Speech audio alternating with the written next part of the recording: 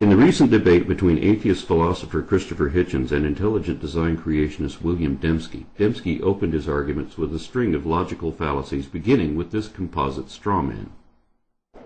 Is atheism demands a materialistic form of evolution, and there's only one going theory of it, namely Darwinism. The alternative, which places us here as the result of design, is for him a non-starter. It's unthinkable. Of course, atheism doesn't demand anything. We have neither the need to believe nor the required defensive belief that religion does. Nor does atheism necessarily dismiss design. But scientists cannot honestly assert that which has never been indicated, and atheism only says that theists haven't justified the assertions that they make. Dembski also lied about what he called Darwinism and also about the definition of evolution. At one point he says, evolutionary ideas go back a long way. They don't take precisely the form of Darwinism, but if you are an atheist, that's really the only game in town. Matter, the natural world, has to organize itself. And if you look at the old creation myths, Enuma Elish, the Greek creation myths, Hesiod's theogony, what you find are natural forces, the cosmic egg, the waters, Tiamat and Apsu, sweet and salt waters in the Babylonian mythology, and they organize themselves, and then finally at the end you get Marduk, the prince of the gods. So you go from simplicity to complexity, and that's always the direction of evolution. This is another bald-faced lie, a whole bunch of lies rolled into one, in fact. Let me show you why. First of all, the Genesis fables go from simple to complex, yet obviously don't qualify as evolution, so Dembski's analogy is already absurd. But it gets worse than that when you read the other creation myths he mentioned, because they start out complex and actually simplify from there, opposite of what he said. It is true that anything which can be changed or revised can be improved and thus become more complex. Not that increased complexity is necessary for evolution, but we know that mythologies have been retold many times over with subtle embellishments occasionally added, so these old stories have evolved in a sense, but not in the way that Dembski wants us to realize. First of all, Hesiod's theogony may be contemporary to Genesis 2, but Enuma Elish is the oldest creation myth known to archaeology and has many other myths associated with it, which are all older than the Bible, yet written by the very ancestors of the biblical authors. All these myths anthropomorphize natural events. Theogony gave human personalities to the earth and sky, while Enuma Elish declares a river to be the masculine lover of a feminine sea. Likewise, the Bible's book of Proverbs personifies wisdom as though she were a goddess. This is how most gods were created. But now let's look at what these stories actually say. In the Greek creation myth, we see that the same prophecy is shared at the birth of Zeus as with Moses and Jesus, that the child shall overrule the current lord if not killed in infancy. The men of the earth were also cursed by the God of gods for their discovery of forbidden knowledge. Whether it is the acquisition of fire or the release of evil from Pandora's box, there are parallels to Genesis 2. But theogony shows parallels with the New Testament too, because the god Prometheus is crucified to atone for the sin of man. Enuma Elish describes the creation in 6 generations of gods recorded on 7 tablets. The 6th divine generation included Marduk, who created men to complete their work so that future generations, beginning with the 7th, could rest.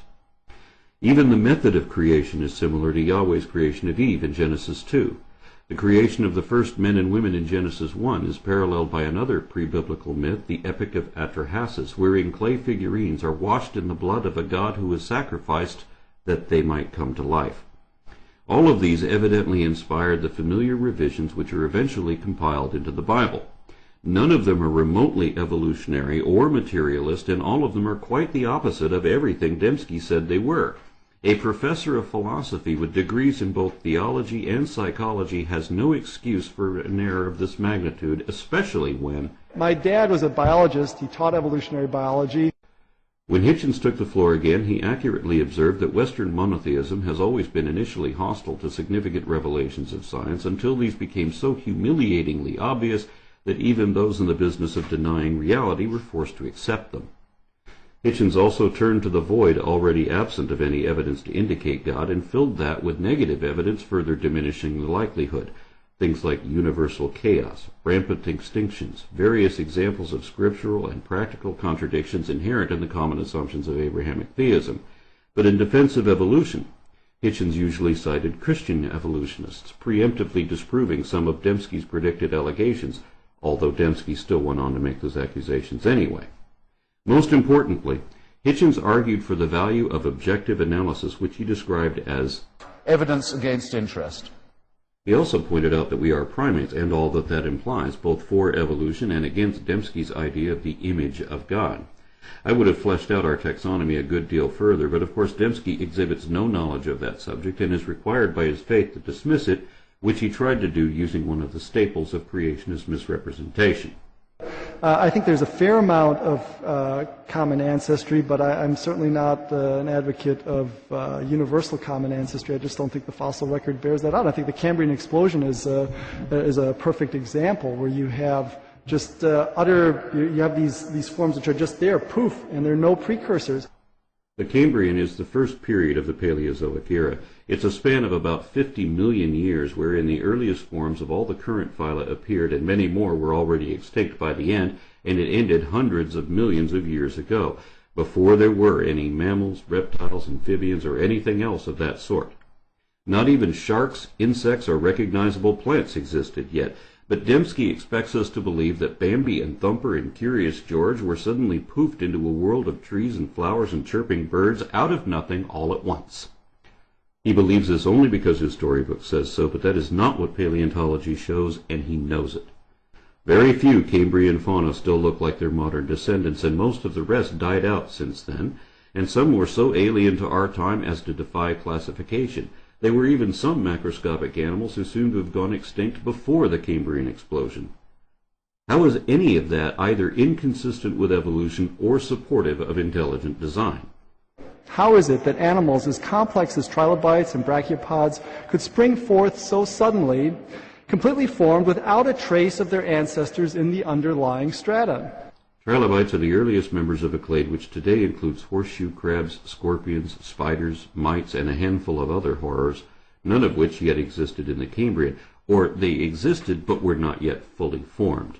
All these groups were derived during the Cambrian, along with Eurypterids and aglaspids, earlier xiphosaurs with a dozen or so eyes on their tails of all places, and many other crazy things which survived that age, and all of them are found in a chronological sequence implying stages of development from trilobites.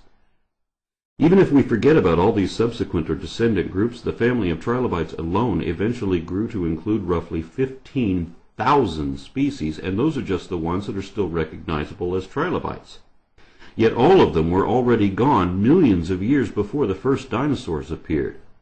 How is that inconsistent with evolution, or indicative of a divine design? And incidentally, trilobites do have Precambrian precursors in the underlying strata. It's a not quite trilobite, not fully formed. It doesn't even have eyes yet. So Dembski is definitely lying when he tries to cite the Cambrian explosion as either a challenge to evolution or indicative of design, and he can't pretend not to know better because... I was raised in a largely secular home, a biologist father who taught evolutionary biology. Ultimately, Hitchens hit Dembski with one of my favorite questions, wherein he lists some of the other facts of evolution and cosmology, which we can actually prove to be true of our position, and challenged his opponent to do the same. What is true of your view? Of course, Dembski had no way to answer this question, so he ignored it too. He quite wrongly assumed that Hitchens' rejection of God was a result of accepting evolution. As I have already shown, this is the first and foremost of the foundational falsehoods of creationism. Dembski based his entire presentation on his own rejection of evolution. He denies evidence of any type, all on the same excuse that that doesn't prove anything.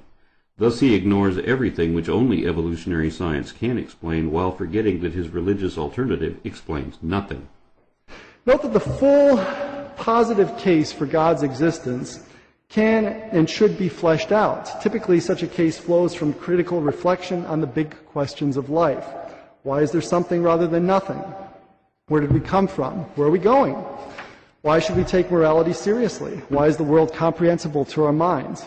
Why does mathematics, presumably a human invention, have such a precise purchase on physical reality? Each of these questions can, in my view, be answered better within a theistic than an atheistic worldview.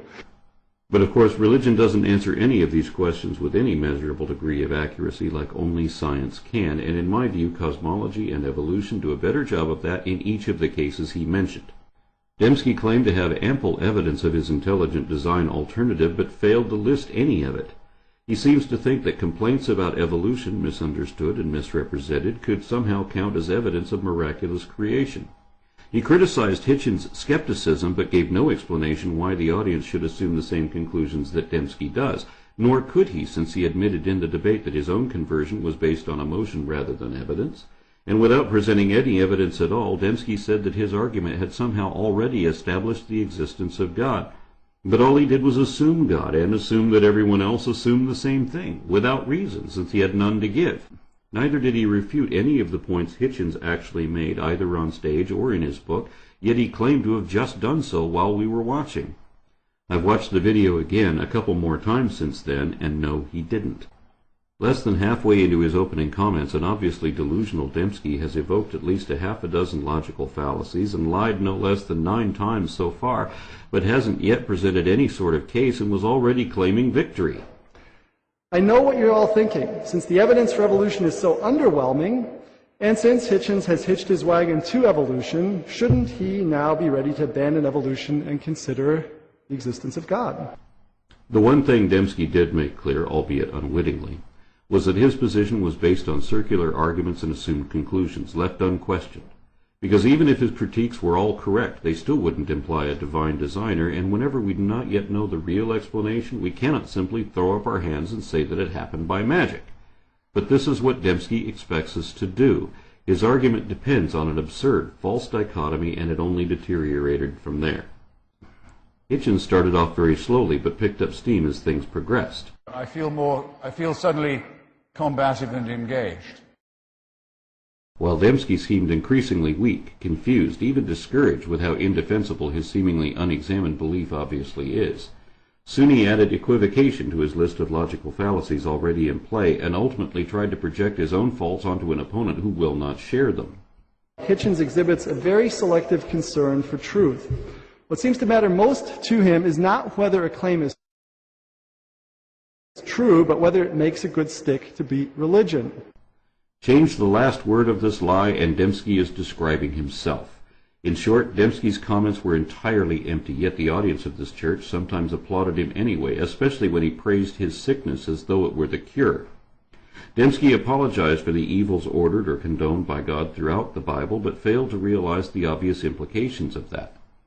In the end, he even lamented the fact that the Bible was written the way it was, and admitted that he only accepted the whole of his dogma as a package deal. In summary, Dembski seemed to ignore every point that Hitchens had made, and made no points of his own which Hitchens did not adequately address. Dembski wasn't prepared to debate the man, but apparently only wanted to critique his book. I mean, what poisons everything? Is it religion? I would say, get a mirror and look at it. We all poison everything. That's right, Bill. And as someone with your education should know, religion is a human construct and is thus poisoned. So you're critiquing the wrong book. This one is full of poison, and is so obvious about it that it threatens anyone who realizes that with a fate worse than death. That's how we know it is dishonest, because it tells you to believe something beyond reason, without reason, and against all reason, regardless whether any of it could even be true or not. Knowing only this should be enough for you to reject religion.